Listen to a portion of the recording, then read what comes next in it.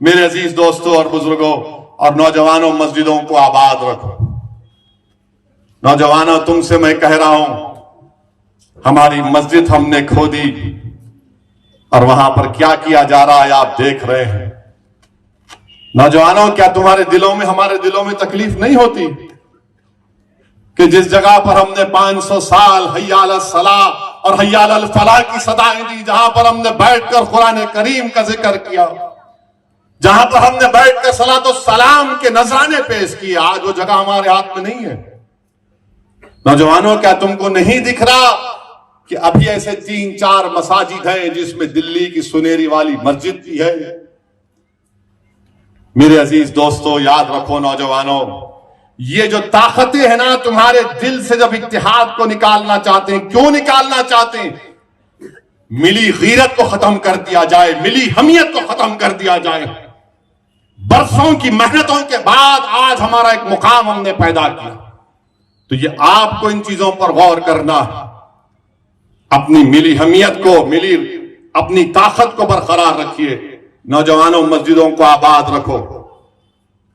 کہیں ایسا نہ ہو کہ مسجدیں ہم سے چھین لی جائے۔ مجھے امید ہے کہ انشاءاللہ تعالی آج کا یہ نوجوان جو کل کا بوڑھا ہوگا، وہ اپنی نظروں کو آگے رکھ کر اپنے دماغ پر زور ڈال کر سوچے گا کہ کس طریقے سے مجھے اپنے آپ کو، اپنے خاندان کو، اپنے شہر کو، اپنے محلے کو بچانا ہے۔ اتحاد ایک طاقت ہے، اتحاد ایک نعمت ہے۔ نفاق اور انتشار موت ہے، یاد رکھو میری اس بات کو۔ یہی چند گزارشات میں اختصار کے ساتھ آپ کے سامنے رکھا ہوں، اور میں ان علماء کرام کی موجودگی میں لب کشائی کیا ہوں، میں معافی چاہتا ہوں ان جید علماء کرام کی موجودگی میں، جن کے دل میں اللہ اس کے رسول کا علم ہے، جن کے بارے میں کہا گیا کہ یہ انبیاء کے وارث ہیں۔ میرے عزیز دوستوں اور بزرگوں، میری آپ تمام سے گزارش ہے کہ اپنے مدرسوں کو مضبوط رکھیے، ان مدرسوں کی تائید کریے، ان مدرسوں کو اچھا کریے، اور یہ کسی کے باتوں میں مت آئیے ایسا ہو رہا نہیں۔ میرے بھائی، تحقیق کرو، تحقیق کرو، جا کر پوچھو کیا یہ سچ ہے یا جھوٹ ہے۔ کوئی بھی بول دیتا آپ یقین کر لیتے ہر بات پہ، تو تحقیق کرنے کے بعد ایک رائے کو قائم کرو۔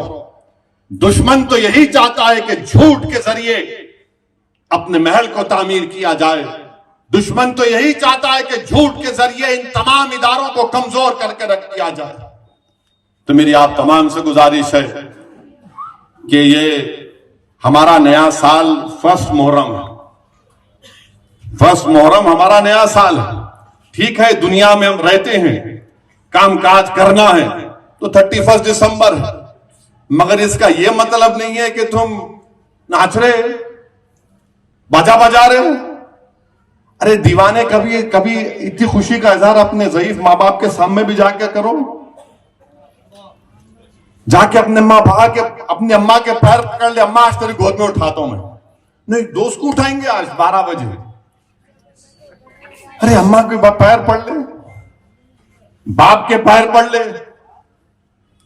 اپنے بیوی کا حق ادا کر دے، مگر نہیں، ہیرو بننا ہے، کول۔ خبر میں گئے تو پورا کول نکل جاتا، اور حشر کے میدان میں پھر کیا ہوگا سوچ لو۔ یاد رکھو، اس دنیا میں آئے تو جائیں گے، کوئی بچنے والا نہیں ہے، سب کو جانا ہے۔